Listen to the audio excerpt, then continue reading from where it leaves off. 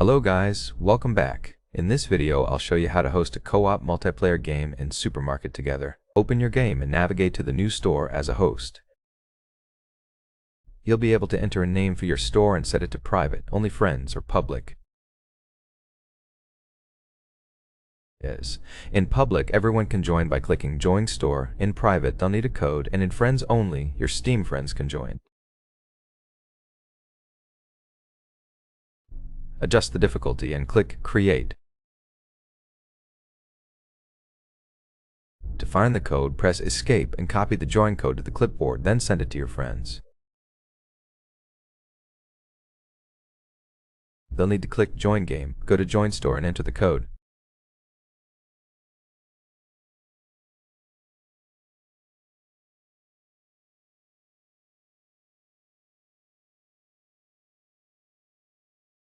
That's it for this video. Hope you liked it. Please consider subscribing, leave a like and a comment below.